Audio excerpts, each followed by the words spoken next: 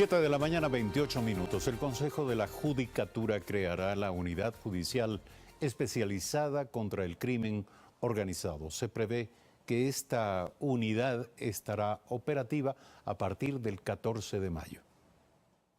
La creación de esta unidad especializada contra el crimen organizado surge tras lo acordado en sesión del Consejo de Seguridad el pasado 13 de abril. Así lo explicó el presidente del Consejo de la Judicatura, Gustavo Yalc. Para poder garantizar a jueces y fiscales que vayan a conocer este tipo de casos los más altos niveles de seguridad. Unidad que estará conformada por 4 jueces, así también por un tribunal de garantías penales especializado que lo integrarán otros 3 magistrados. Para ello, la Judicatura convocó desde este martes hasta el 23 de abril a todos los jueces de carrera a nivel nacional a postularse. Tendrán simplemente que remitir a través del correo interno una relación motivada de por qué desean pertenecer a esta unidad que se crea. Se prevé que esté operativa el 14 de mayo y entre sus competencias estará llevar casos como los que se han producido en los últimos meses en la frontera norte. La etapa procesal pertinente podrá terminar a nivel de los jueces de San Lorenzo o de Esmeraldas, pero una vez que pasen a juicio, será el Tribunal Penal Especializado con sede en Quito quien será el competente para conocer la etapa de juicio. En este contexto, el titular de la Judicatura anunció la suspensión de 3 jueces del Guayas, luego de conocer que a través de un habeas corpus habrían modificado una sentencia judicial. Pero existen presunciones de una posible vinculación de este caso con el caso conocido como Gerald, y adicionalmente con el caso conocido como la actividad de Huacho en frontera norte. Dicha unidad operará en un edificio de la Judicatura ubicado en la calle Manuel Larrea, en Quito. Olga Velasco, Telediario. Son las 7 de la mañana con 30 minutos. Se encuentra con nosotros aquí en Primera Impresión Jorge Chediak, expresidente de la Suprema Corte de Justicia del Uruguay y aquí actualmente en calidad de secretario permanente de la Cumbre Judicial que de manera presencial concluirá sus trabajos el próximo viernes. Se ha anunciado, buenos días, doctor Chediak, gracias por aceptar esta invitación. Se ha anunciado que el Consejo de la Judicatura de Ecuador creará esta unidad judicial y un tribunal de garantías penales especializados en la lucha contra el crimen organizado. ¿De qué manera esta iniciativa puede nutrirse de la experiencia de los países organizados en esta cumbre judicial? Hemos aprendido todos, cada uno de los 23 países de Iberoamérica, los naturales americanos, más España, Portugal y Andorra, que nuestros problemas son comunes y pueden tender a tener soluciones comunes, si bien personalizadas para cada país. España comenzó con una jurisdicción especializada contra el crimen organizado. Uruguay ya hace 10 años que tiene. Como somos más chicos, 3.300.000 habitantes, tenemos 2 juzgados de crimen organizado con competencia nacional, donde también buscamos que se postularan los que tienen interés, sobre todo por la alteración enorme de la vida de relación que el juez de crimen organizado tiene. Con el cargo llevan exposiciones y peligros mayores que las del juez común. Por lo cual las medidas de seguridad son mayores a las del juez común. Ahí ya estamos hablando de jueces que todo el día se desplazan en vehículos blindados, que tienen una fuerte custodia personal todos los días, a los cuales incluso luego de que terminan en esa función hay que mantenerle cierta custodia. Uruguay decidió, por supuesto, poner sus mejores hombres y mujeres en estos cargos y rotarlos cada 3 años, es decir, no condenarlos y exponerlos en esta situación tan compleja para siempre, sino ya definir desde el inicio que cada 3 años iban a cambiar los jueces de crimen organizado. La experiencia ha sido extremadamente buena. Además, cualquier país tiene limitaciones presupuestales, pero usted a un número muy limitado de juzgados que tienen casos muy complicados, les puede dar todos los elementos tecnológicos, presupuestales y todo el material humano que sea necesario. Y eso mejora enormemente la acción en estos delitos tan importantes para la sociedad toda y que además afectan tanto el sentimiento de seguridad de todos y cada uno de los ciudadanos. Hacia allá iba mi pregunta. ¿Cuáles son las características, los recursos, de qué recursos se debe dotar a una unidad especializada en esta materia, tomando en cuenta que se enfrenta a retos muy complejos en materia de investigación? Peritos de todo tipo, peritos contables, peritos médicos, apoyatura con abogados, vehículos, acceso, posibilidades de desplazamiento, la posibilidad de decretar incluso con más celeridad determinadas medidas como las interceptaciones de las comunicaciones. En Uruguay tenemos una veintena de juicios de jueces penales en la capital. Sin embargo, yo le diría que prácticamente la mitad de las interceptaciones telefónicas se hacen dispuestas por los 2 jueces del crimen organizado. La interceptación telefónica ha servido enormemente como herramienta para desarticular organizaciones. Si bien la tecnología siempre nos viene persiguiendo, uno de los ejes de esta cumbre judicial iberoamericana es la incorporación de tecnología al proceso judicial. Pero la tecnología no está quieta, no está congelada, cambia todos los días. Uruguay, la República Oriental del Uruguay, hizo una inversión muy importante en un sistema llamado El Guardián para multiplicar su capacidad operativa de interceptación de teléfonos fijos, de teléfonos móviles como los que todos utilizamos e incluso de correos electrónicos. Sin embargo, no tiene aún la potencialidad de interceptar WhatsApp, con lo cual muchas organizaciones criminales pasaron a comunicarse por WhatsApp y no podemos efectivamente interceptar y decodificar la señal. Así que la interceptación también es dinámica y ahí el Estado tiene que poner dinero para ir teniendo un nivel tecnológico que sobrepase el de estas organizaciones, sobre todo en mi país, vinculadas al tráfico de estupefacientes y al lavado de dinero, que son... Y son problemas comunes, evidentemente. Todos tenemos. Doctor Chediak, estos son delitos transnacionales. Es evidente que si estas unidades de investigación no disponen no solo de las facilidades, sino también de las contrapartidas en el resto de los países del continente para establecer comunicación expedita, para establecer contactos informativos rápidos, pues muchas veces las investigaciones seguramente quedan en nada. ¿Qué hay en esta materia? ¿Esta cumbre judicial permite esos contactos?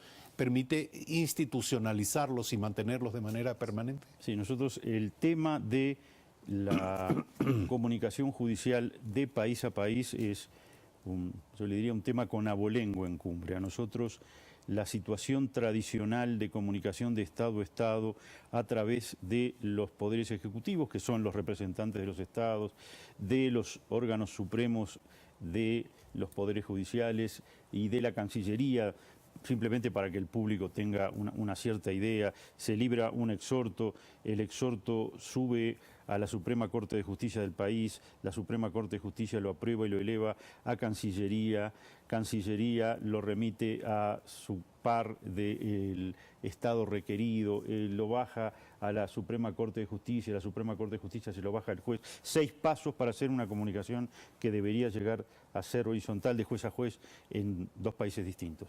Hemos trabajado muchísimo en puntos de contacto, en mecanismos para acelerar ese tipo de comunicaciones que son más bien del siglo XIX que del siglo XXI, donde estamos todos acostumbrados a que todo ocurra en tiempo real, porque nos enteramos de cualquier noticia en cualquier lugar del mundo en nuestros celulares en 10 segundos. Ahora, usted menciona la legislación uruguaya. Me imagino que otras legislaciones tendrán incluso más pasos que entorpecerán todavía más el flujo de contacto entre jueces.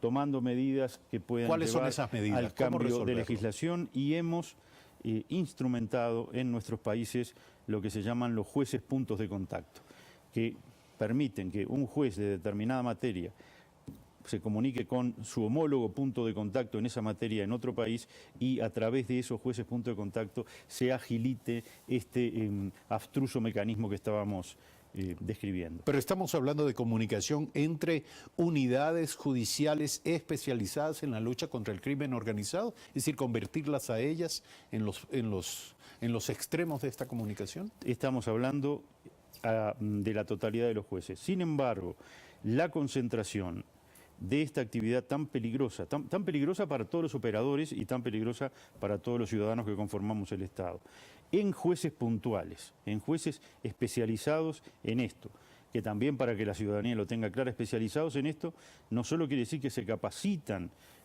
particularmente y toman cursos para la lucha contra el lavado de activos, contra el narcotráfico, contra los secuestros extorsivos, sino que además es lo único que hacen, es decir, pueden concentrar todas sus 24 horas del día durante los 7 días en la lucha contra este tipo de flagelo, que no son muchos. Es muy curioso cuando uno a priori establece los juzgados, creen que van a tener mucho más trabajo que el juez penal ordinario. Numéricamente no, numéricamente... Es decir, menor número de casos, tienen pero menor número de casos, pero casos, muchísimo más claro, complicados, con investigaciones mucho más largas, con mucho más testigos, con mucho más pericias, es decir, menos casos, mucho más peligrosos y mucho más complejos de llevar a éxito. Al concentrarse en varios países ya, en muy pocos jueces, entonces así la comunicación se facilita porque son esos pocos jueces, en nuestro caso 2, en Ecuador 4, que se terminan comunicando entre sí para la lucha con el narcotráfico. Por supuesto también en Uruguay y en otras repúblicas de la Cumbre Judicial Iberoamericana se ha establecido también el espejo en la Fiscalía, una Fiscalía especializada en crimen organizado, con lo cual ya las dos patas del sistema están, porque en general también la policía tiene unidades de apoyo para estos juzgados de crimen organizado. Entonces, Fiscalía tiene que haber conexión con servicios de inteligencia. Y eso trabaja, exactamente. Entonces tenemos la Fiscalía trabajando con fiscales especializados, la Policía trabajando con servicios de inteligencia especializados que trabajan en íntima relación con estas fiscalías y con estos jueces, y los jueces capacitados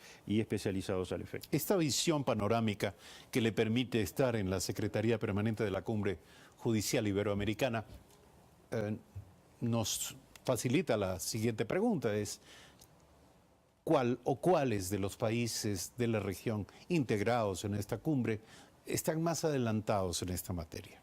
Y los adelantos varían, no todos estamos más adelantados en las mismas cosas. Por el número, casi 2 docenas de países, la complejidad de lo institucional, nosotros tenemos países con Consejo de la Judicatura Administrador y Corte, tenemos países solo con Corte, tenemos países con Consejo, Corte y Tribunal Constitucional, países con Consejo, Corte, Tribunal Constitucional y Ministerio de Justicia, países como Uruguay, que solo tiene la Corte, no tiene Ministerio de Justicia, ni Tribunal Constitucional, ni ningún otro organismo. Entonces, las realidades son variopintas. Variopintas. Ahora, le reitero, las soluciones tienden a converger. Se lo pregunto porque si el Ecuador se propone pedir cooperación, ¿a qué países debería acudir en su opinión? Tiene abierta, para empezar, y como expresidente y ministro de la Suprema Corte de Justicia del Uruguay, y habiendo estos años trabajado íntimamente con el Poder Judicial del Ecuador, en tanto Ecuador ha sido, y hasta dentro de pocos días, la Secretaría Pro Tempore y nosotros la Secretaría Permanente, lo cual implica un trabajo conjunto prácticamente diario.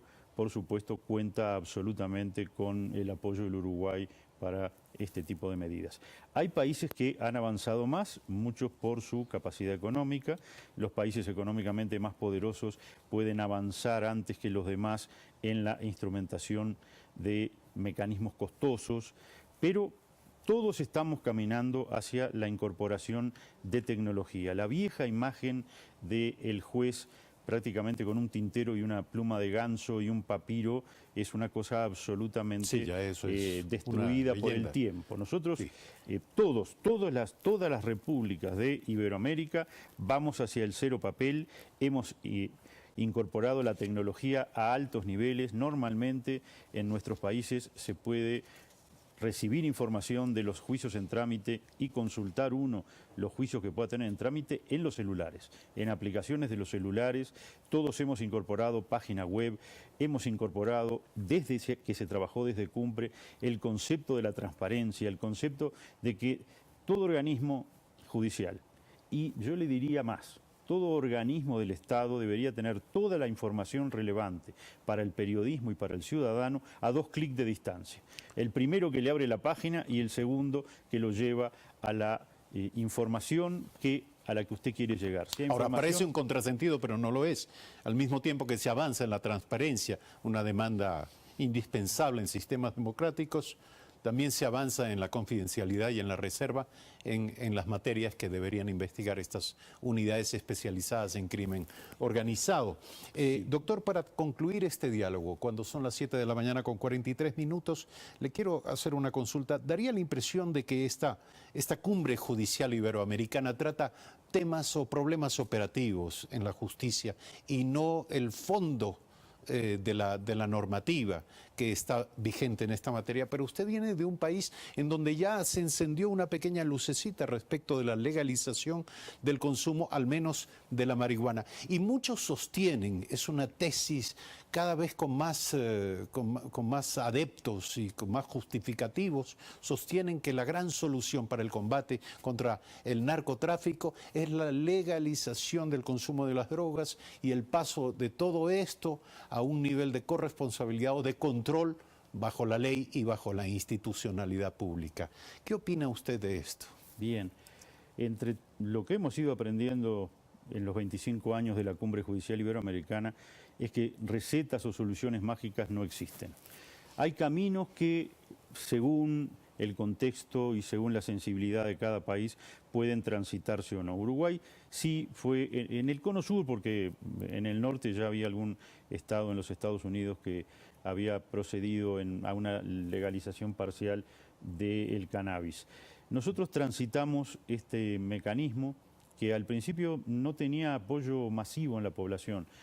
Más bien 60 o 70 de la población se manifestaba en contra de la legalización. Hoy se han invertido los mecanismos a los efectos de hacer una experiencia, ver si podíamos acotar un poco el marco del narcomenudeo, allá se llama la boca de pasta base, que es ese pequeño comercio familiar, el microtráfico que en varias esquinas de varios barrios existe y al cual además se dedican hombres y mujeres, la generación de los jóvenes más sus padres, y a veces si son detenidos terminan los abuelos manejando el negocio. Entonces eso además ha llevado a que el perfil de género de la población carcelaria cambie y haya, por ejemplo, mucho más mujeres detenidas en los establecimientos carcelarios de los que solía haber 30 años ya. Entonces, una cantidad de fenómenos complejos. Ahora, sin desconocer, porque lo teníamos claro todos los operadores de la justicia, que en general esas bocas de narcomenudeo ofrecen varias drogas, no se focalizan exclusivamente en la marihuana, tienen algún tipo de pastilla, pasta base, a veces, si les va bien, cocaína en pequeñas dosis. Pero nos parecía, y nos parece, que comenzar acotando de alguna manera el mercado de la marihuana a través de varias puntas, los clubes de cannabis donde hay que asociarse y el uso medicinal. El uso medicinal que tiene, sí, y se le descubren nuevas propiedades cada día, el autocultivo, la posibilidad de que creo que hasta 7 u 8 plantas de determinado tamaño pueda. Es lo que rige básicamente en el estado de California. Es lo que no hemos inventado nada. No somos. Entonces, ¿consideraban ustedes Thomas que esta Alva era Edison? una Hemos adaptado soluciones que dan cierto resultado en otros países. Y, por supuesto, nuestra situación era muy particular, porque Uruguay tenía liberalizado, despenalizado el consumo desde hace 30 años, pero no había forma legal de acceder a la droga. Entonces, era una situación un poco esquizofrénica. Dice, bueno, pero ¿es legal fumar marihuana en Uruguay? Sí, desde hace 30 años. ¿Se puede conseguir legalmente? No. Entonces usted tiene un consumo que estaba permitido y no había ningún mecanismo legal para acceder a ese consumo. El resultado, por supuesto, como todo lo humano, es susceptible de interpretaciones varias. Y todavía está bajo discusión. Está bajo discusión. Nosotros creemos que sí se le ha acotado un poco el marco al narcotráfico. Por otra parte, sí se produce un fenómeno de banalización del consumo de marihuana a nivel de los jóvenes. Se empieza a percibir como algo no tan malo, es una cosa y que no es deseable, porque la marihuana sí es muy mala, hace muy mal a la salud, no es un medicamento, no, es un vicio, y es un vicio que debe ser combatido. Pero cuando se lo despenaliza, como efecto colateral... Se lo legitima socialmente. Se le da cierta legitimidad social. Por otra parte, el Estado se ha asegurado la calidad, es decir, dice, y para la salud ha sido mejor. Bueno, la que el Estado vende es de buena calidad, no está adulterada y se regula el precio a los efectos de que no haya una exacción por ese lado respecto a los consumidores. Pero nosotros creemos que la experiencia valió la pena. Doctor, sigue siendo un experimento y hay que seguir pendientes de los resultados de él. Muchísimas gracias por aceptar esta invitación a Primera Impresión. 7 de la mañana con 49 minutos, brevísimo corte, regresamos con más.